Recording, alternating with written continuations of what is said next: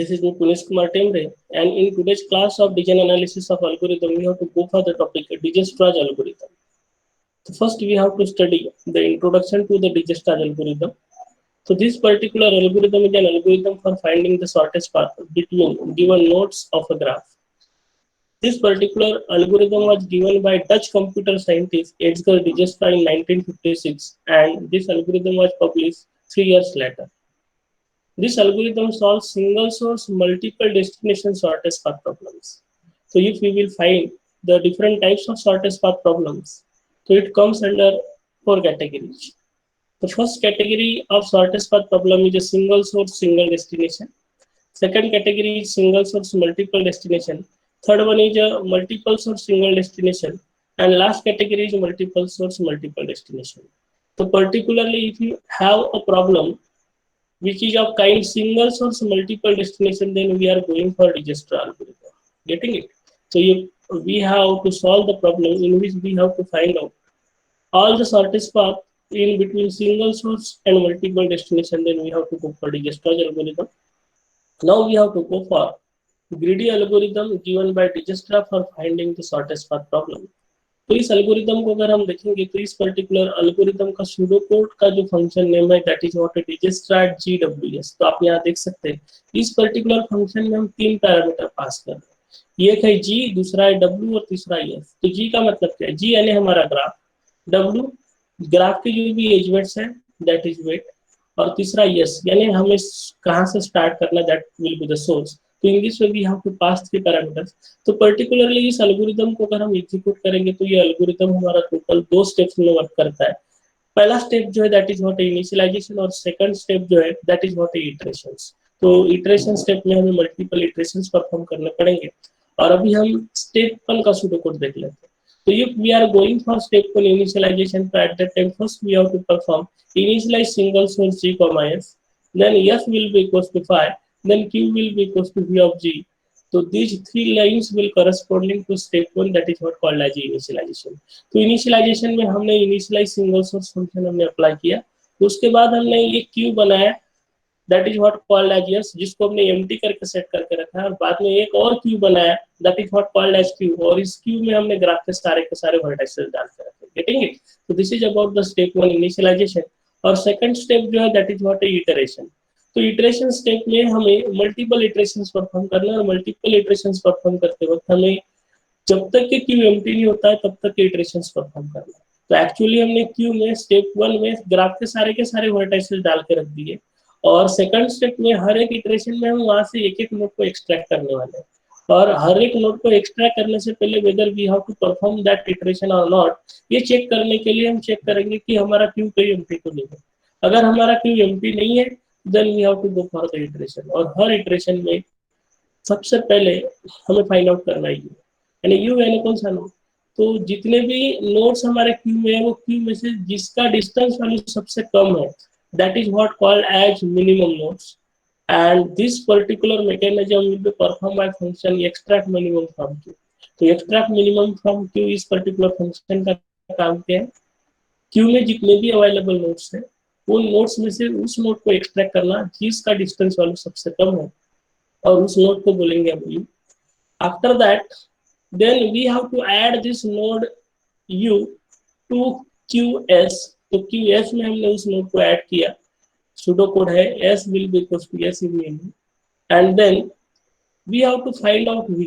अब v क्या रहेगा? तो for each vertex v such as which will be the adjacent of v.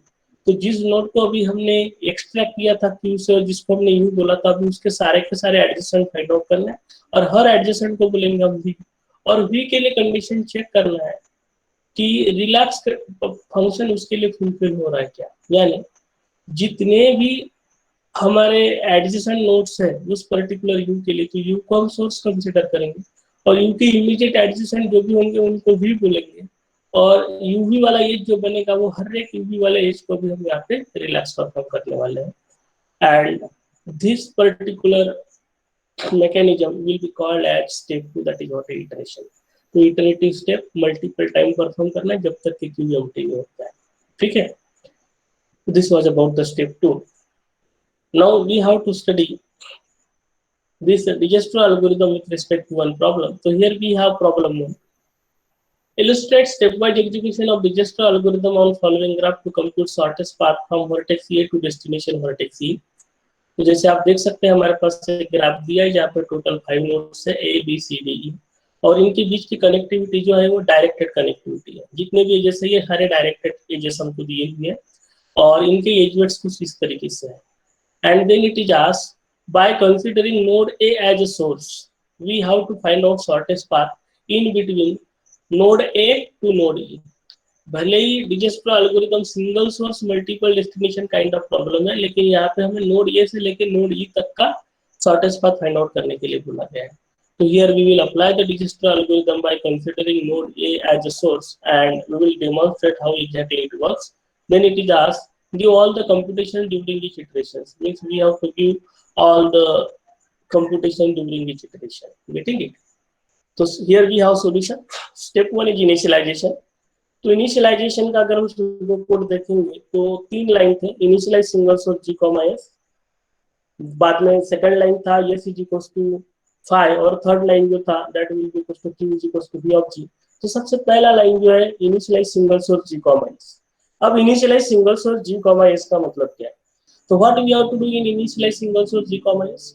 For each vertex v belongs to v of g, do distance of v will be equals to infinity, parent of v will be equals to nil, and distance of s will be equals to 0. यानी जितने भी हमारे graph में nodes दिए उनमें सबका distance हमें infinity set करना है, सबके पेरेंट हमें नील सेट करके रखना है, जबकि जो सोर्स है उसका डिस्टेंस हमें 0 सेट करके रखना है। एंड दैट्स व्हाई अगर हम बी वर्टेक्स से स्टार्ट करेंगे तो बी का डिस्टेंस जो रहेगा इन्फिनिटी, डी का डिस्टेंस जो रहेगा that will be infinity, E का डिस्टेंस जो रहेगा that will be infinity, C का डिस्टेंस जो रहेगा that will be infinity, and at the end हमारा नोड ये जो है उसका डिस्टेंस जो रहेगा that will be equal to 0 और सबके पेरेंट्स हमें मिल करके सेट करना है। तो this is about the initialize single source G comma S. Next line जो है that is S is equal to 5। तो हमें यहाँ पे एस नाम का एक क्यूब बनाया है और उसको इनिशियलाइज करना है एम्प्टी सेट के साथ, एंड दैट्स व्हाई आप यहाँ देख सकते हैं कि हमने ये क्यूब बनाया एस और इस एस क्यूब में अभी किसी भी नोड को हमने इंसर्ट करके नहीं रखा है। Then we have third Q that is Q, Q will be equal to V of G. तो क्यू नाम का एक क्यू बना है जिसमें ग्राफ के सारे वर्टिसेस हमें डाल के रखना है। क्यू नाम का ये क्यू हमने बना के रखा है और क्यू नाम के क्यू में हमने ग्राफ के सारे वर्टिसेस डाल के रखे और ये वर्टिसेस के साथ ये वर्टिसेस का डिस्टेंस भी हमने यहाँ पे सेव करके रखा है। तो जैसे आप देख सकते हैं वर्टेक्स ए का डिस्टेंस जो है वो 0 है, बी के लिए इन्फिनिटी है, सी के लिए इन्फिनिटी है, डी के लिए इन्फिनिटी, ई के लिए इन्फिनिटी है। तो this was about the step 1 जहाँ पे हमने इनिशियलाइज सिंगल सोर्स जी का एस परफॉर्म किया, एस को एम्प्टी सेट के साथ इनिशियलाइज किया, जबकि क्यू में ग्राफ के सारे वर्टिसेस हमने स्टोर करके रखे। तो now we have to go to step 2 and step 2 is about the iterations. तो इस इटरेटिव स्टेप में हमें क्या परफॉर्म करना है that we have to study first. तो सबसे पहले तो हम चेक करेंगे हमारा क्यू एम्प्टी है या नहीं है, और अगर हमारा क्यू एम्प्टी नहीं है तो then we have to go for the iteration, और हर इटरेशन में सबसे पहले हमें फाइंड आउट करना है।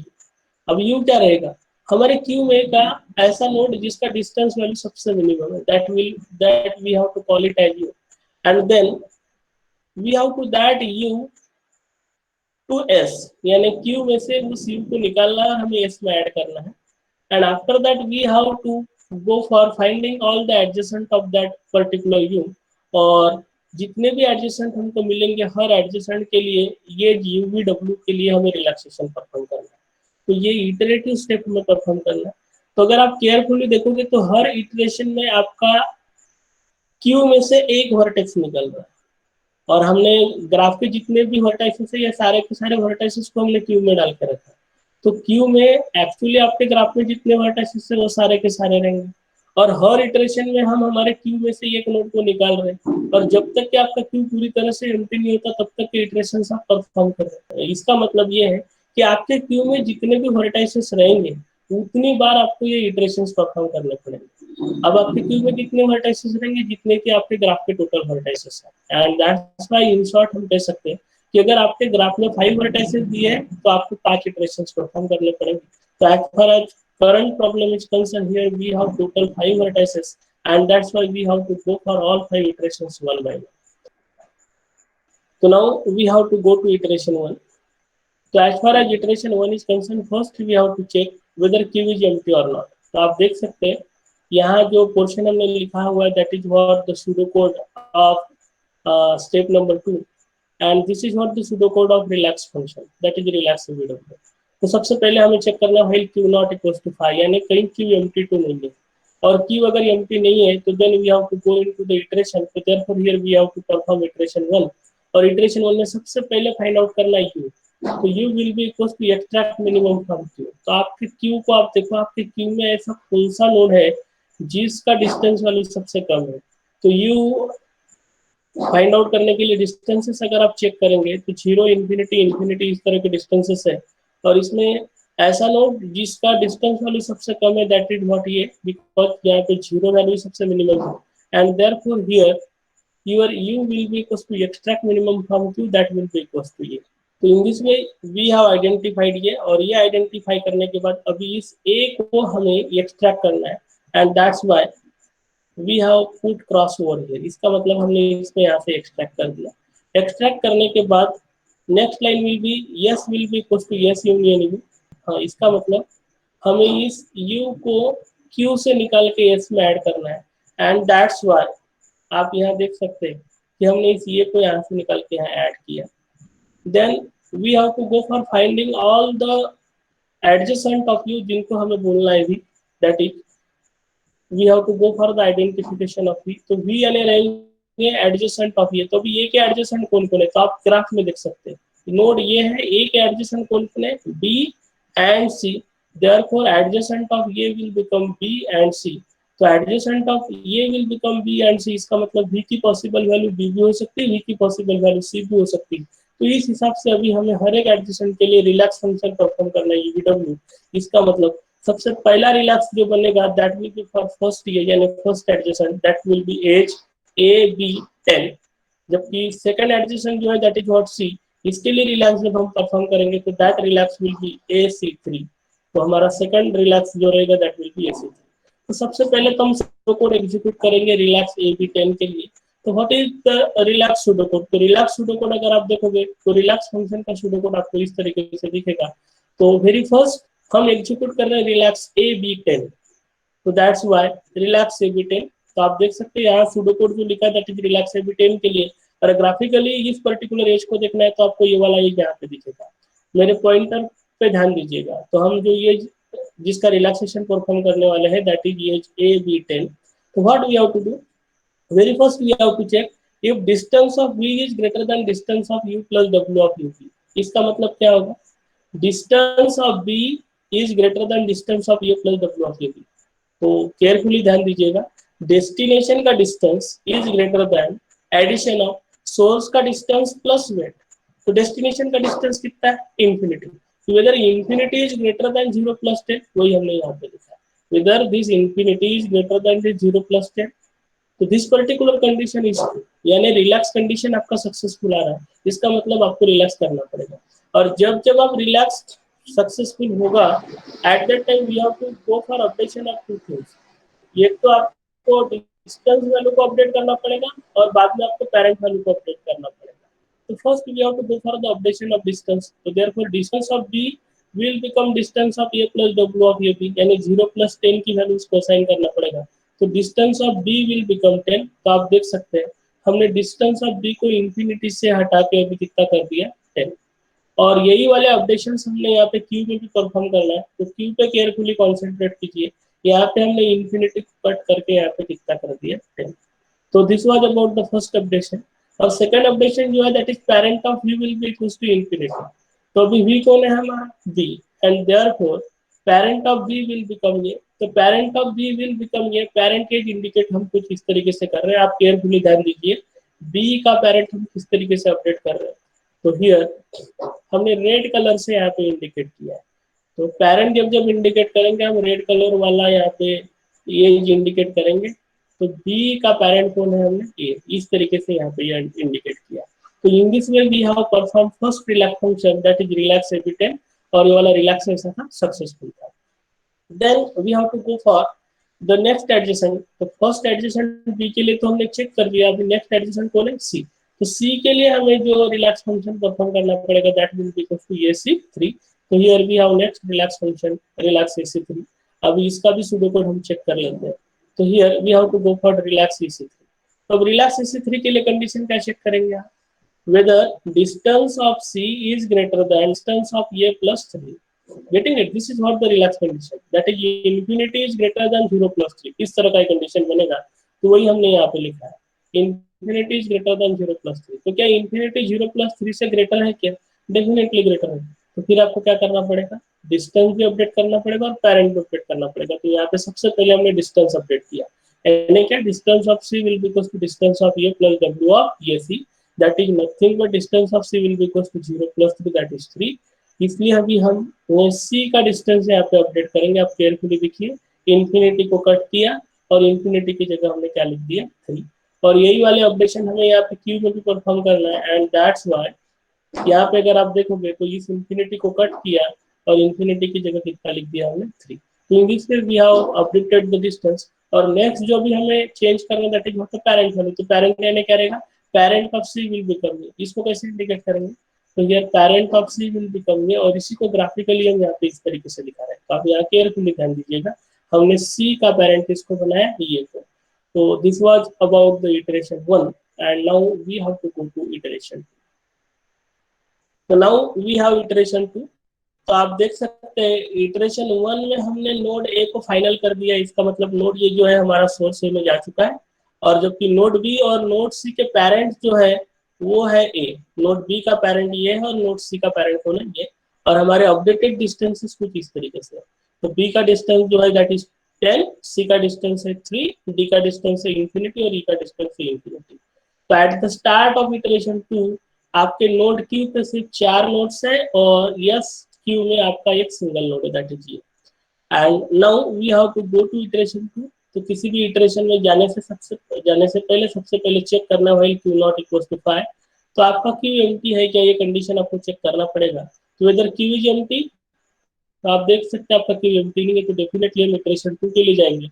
और जब इटरेशन 2 के लिए जाएंगे तो सबसे पहला काम है आपको U फाइंड आउट करना है। तो U कौन रहेगा, तो U will be equal to extract minimum from Q। तो अभी आपके Q में कौन से नोड है, B C D, इनमें से सबसे मिनिमम कौन है, C।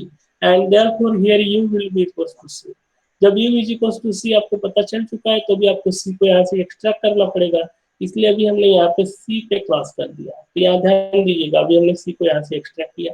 नेक्स्ट लाइन क्या है, S will be equal to S U में वो, यानी आपके U को अभी S में ऐड करो। तो यस में ऑलरेडी कौन है, ये। अभी किसको ऐड करना पड़ेगा, C को। एंड दैट्स व्हाई अभी आप देख सकते हैं S will be equal to S U, यानी इस C को उठा के हमने यहाँ पे यस में रख दिया। And after that what we have to do, we have to find all the adjacent of U। तो U कौन है हमारा, U हमारा C है। तो अभी C के एडजेसेंट कौन कौन है, तो यहाँ ग्राफिकली आप देख सकते हैं C का एडजेसेंट एक E है, दूसरा एडजेसेंट D है और तीसरा एडजेसेंट B है। इसलिए तीनों को अभी हम V बोलेंगे और उसके हिसाब से जो एजेस बनेंगी CEH, CDH और CBH, इनको हम रिलैक्स करेंगे। तो that's why here B will be equal two adjacent of C, और एडजेसेंट ऑफ C जो है दैट इज BDE। इसलिए अभी हमें 3 रिलैक्स परफॉर्म करना पड़ेगा। पहला रिलैक्स जो रहेगा दैट इज B के हिसाब से रिलैक्स कौन सा होगा, CB4। नेक्स्ट रिलैक्स फंक्शन कौन सा रहेगा, CD8। जबकि उसके बाद वाला रिलैक्स फंक्शन कौन सा होगा, CE2। तो we have to apply all the relax function one by one. तो very first we have to go for CB4। तो अभी सबसे पहले CB4 को हम स्टडी कर लेते हैं, दैट इज रिलैक्स CB4। तो रिलैक्स CB4 का सूडो कोड कुछ इस तरीके से है, रिलैक्स CB4। तो आपको चेक करना पड़ेगा डेस्टिनेशन कौन है, B। तो डेस्टिनेशन का डिस्टेंस ग्रेटर है क्या एज कंपेयर टू सोर्स का डिस्टेंस प्लस वेट। सोर्स का डिस्टेंस कितना, 3 प्लस 4 के मुकाबले 10 ग्रेटर है क्या। तो कंडीशन क्या बनेगा, whether 10 is greater than 3 plus 4, whether this 10 is greater than this 3 plus 4, 3 plus 4 7 होगा, 7 के मुकाबले 10 ग्रेटर है क्या, यस। इसलिए कंडीशन क्या रहेगा, ट्रू। और जब कंडीशन ट्रू होता है तो हमें 2 ऑपरेशन परफॉर्म करने पड़ेंगे, एक तो डेस्टिनेशन का डिस्टेंस और दूसरा उसका parent. And that's why destination का distance that is destination of B हमें अपडेट करना पड़ेगा। तो here destination of B will become destination of C plus W of CB, that is nothing but 3 plus 4, that will be equal to 7। तो आप देख सकते हैं डिस्टेंस ऑफ बी अभी हम यहाँ पे अपडेट कर रहे हैं, तो 10 को कट करके हमने 7 लिख दिया, और सेम चीजें हमने यहाँ पे क्यू में भी अपडेट करना है, तो 10 को कट करके अभी हमने यहाँ पे कितना लिख दिया, 7। तो this is about the updation of distance. And next we have to go for updation of parent. तो अभी बी का पेरेंट कौन बनेगा, तो अभी बी का पेरेंट जो बनेगा दैट विल बिकम सी। तो बी का पेरेंट अभी अगर हम सी बनाते हैं, तो एट दैट टाइम हमेशा याद रखिएगा कि किसी भी नोड का कोई एक ही पेरेंट हो सकता है। तो इनिशियल पेरेंट कौन था, ए। तो अभी हमें इस ये को हटाना पड़ेगा, क्यों, क्योंकि ये से अगर हम जाते थे तो डिस्टेंस कितना गिरता था, पहले 10, जबकि अभी अगर हम वाया सी अगर जा रहे हैं बी पे, तो हमें डिस्टेंस कितना ट्रेवर्स करना पड़ेगा, 7।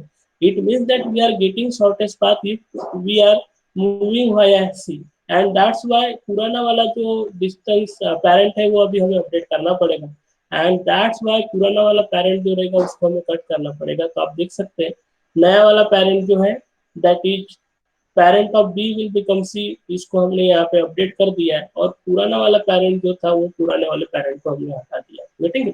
So this was about the relax CP4.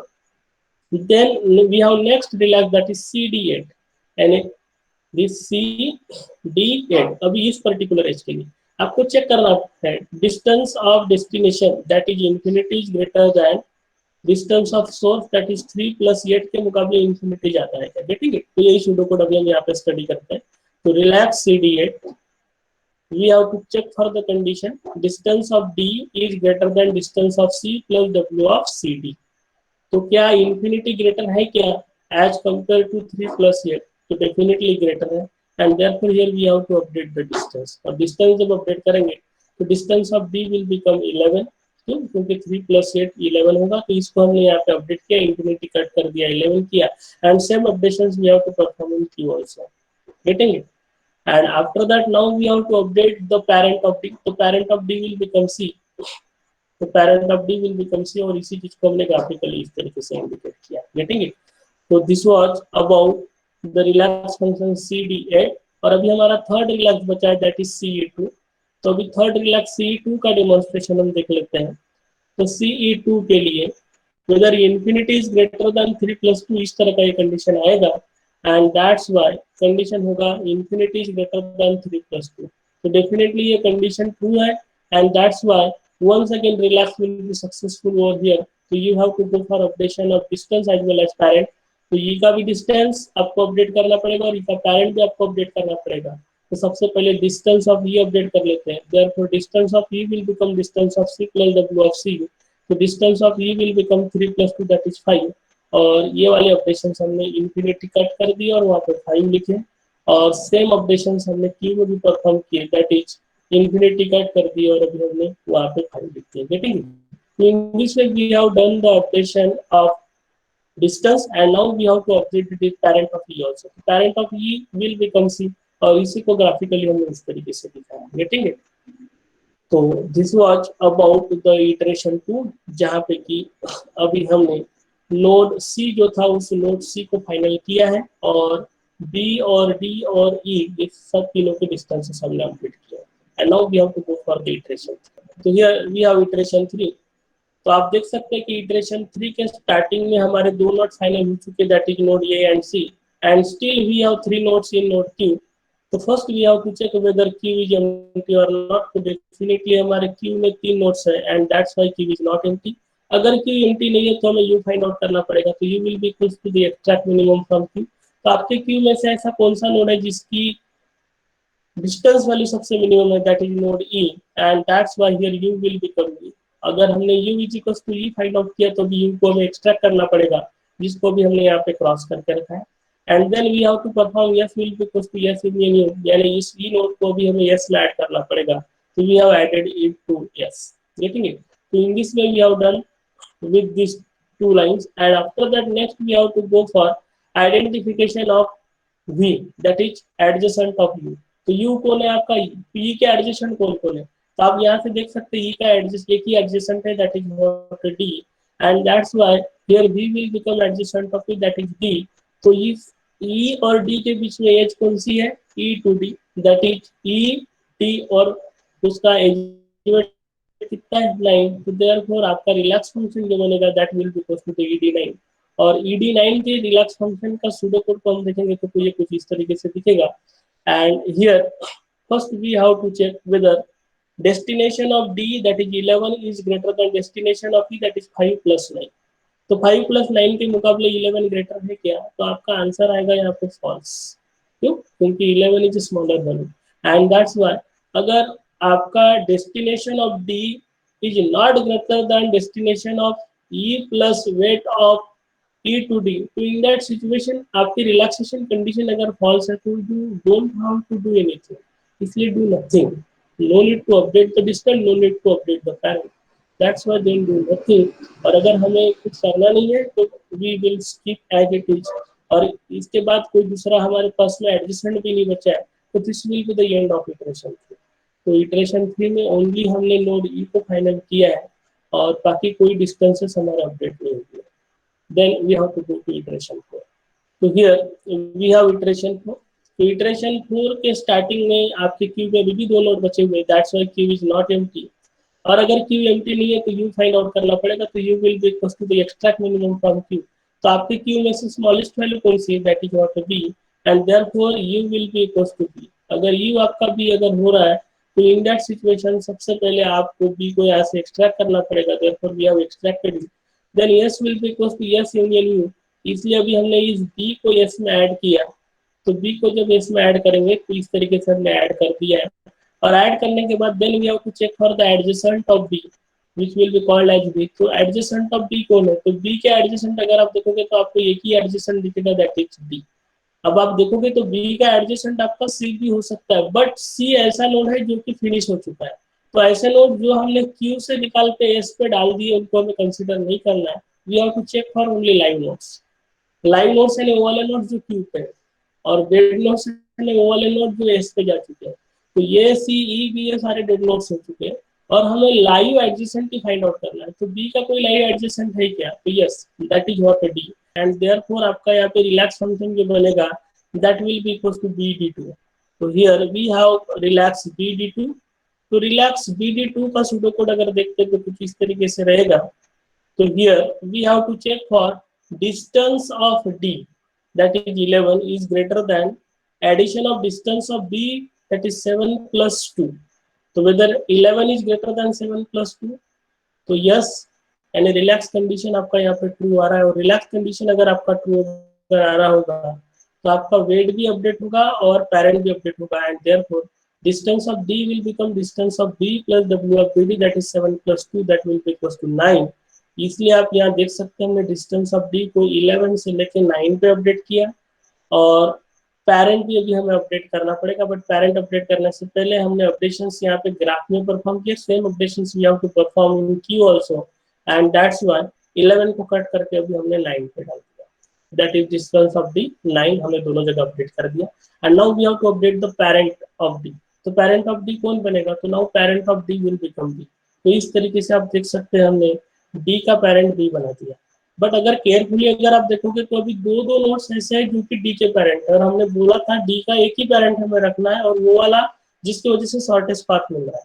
तो प्रीवियस पैरेंट कौन था, सी था। क्यों, क्योंकि 3 + 8 11 इस तरह का शॉर्टेस्ट पाथ मिल रहा था, बट इससे भी शॉर्टेस्ट पाथ अभी हमें मिला है, दैट इज वाया बी। क्यों, वाया बी अगर हम आते हैं तो then we have shortest path 7 + 2 that will be equal to 9।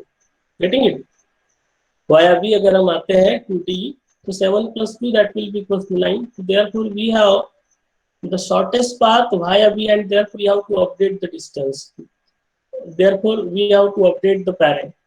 तो इसलिए अभी हमें पैरेंट किसको बना के रखना पड़ेगा, बी को। तो ओरिजिनल वाला पैरेंट जो सी था उसको भी हमें डिस्कार्ड करना पड़ेगा। तो in this way we have discarded it. Getting it, this is about the iteration 4 जिसमें हमने नोड बी को फाइनलाइज किया है। And now we have to go to iteration 5। तो here we have iteration 5, this is the last iteration. और अभी आप देख सकते हैं आपके क्यू में एक ही नोड बचा हुआ है, and that's why definitely as Q is not empty we have to go into the iteration. तो सबसे पहले फाइंड आउट करेंगे u is equal to extract minimum from Q. तो आपकी क्यू में से मिनिमम नोड निकालो, एक ही नोड है तो वही मिनिमम रहेगा, and therefore here u will be equal to d। तो हमने u is equal to d identify किया, इसको एक्सट्रैक्ट किया, इसलिए इसको हमने यहाँ से कट कर दिया। And then we have to perform S will be equals to S union U, यानी इसको हमें यस में ऐड करना पड़ेगा। तो आप देख सकते हैं हमने डी को यहाँ पे ऐड कर दिया। ऐड करने के बाद then we have to go for the identification of E, यानी डी के एडजेसेंट फाइंड आउट करना है जो कि लाइव है। तो आप देख सकते हैं डी के वैसे एडजेसेंट तो ये है दैट इज ई, बट वो लाइव है क्या? No, and that's why adjacent of D will be equals to nil. और जब कोई एडजेसेंट बचा ही नहीं है तो no need to perform the relax function, तो we don't have to do any relax mechanism. तो फाइनली अगर आफ्टर स्टेप 2 की अगर हम बात करते तो फाइनल डिस्टेंसेस हमारे कुछ इस तरीके से है। तो आप देख सकते हैं हमारे सारे के सारे नोट्स फाइनलाइज हो चुके हैं, और सारे के सारे नोट्स फाइनलाइज होने के बाद अगर अभी हम क्यू क्यू की बात करेंगे तो क्यू क्यू पूरी तरह से एम्प्टी हो चुका है। सारे के सारे नोट्स हमारे क्यू एस में चले गए हैं और हमारा डिस्टेंस वेक्टर कुछ इस तरीके से बना है। तो नोड एस में सबसे पहले आने वाला नोड जो था that was A, then C, then E, then B and then D. और जो फाइनल डिस्टेंसेस जो है from A to A that will be 0, from C to from A to C that will be 3, from A to E will be 5, from A to B will be 7, and from A to D will be equals to 9। इस तरह का distance vector at the output after Dijkstra algorithm हमें मिलेगा। तो आप यहाँ देख सकते हैं कि आउटपुट में एक डिस्टेंस वेक्टर हमें मिला है और डिस्टेंस वेक्टर इंडिकेट कर रहा है सिंगल सोर्स मल्टीपल डेस्टिनेशन, यानी नोड ए को अगर हम एज ए सोर्स कंसीडर करते बाकी रिमेनिंग नोड को एज ए डेस्टिनेशन कंसीडर करते हैं तो डिस्टेंसेस कौन से रहेंगे जो कि शॉर्टेस्ट पाथ इंडिकेट करेंगे, that is indicated with the help of this distance vector। So node A to A shortest path is 0, node A to C shortest path is 3 via A, node A to B is shortest path 7, that is A to C and then C to B। तो जितने भी हमारे parent edges है ये parent edges हमारे shortest path को indicate करा रहे हैं। एंड देयरफॉर फाइनली अगर हम डिस्टेंस वेक्टर को ग्राफिकल फॉर्म में अगर इंडिकेट करते तो हमारा ग्राफिकल फॉर्म कुछ इस तरीके से रहेगा। Therefore, if we will go for the final solution, then we have shortest path from vertex A to E at vertex A, then vertex C, then vertex E, and therefore the cost for shortest path from A to E will be equal to the distance of E, that is nothing but 5. Therefore, cost of shortest path from A to E will be equal to 5. This was all about how to compute the shortest path by using Dijkstra's algorithm. Thank you.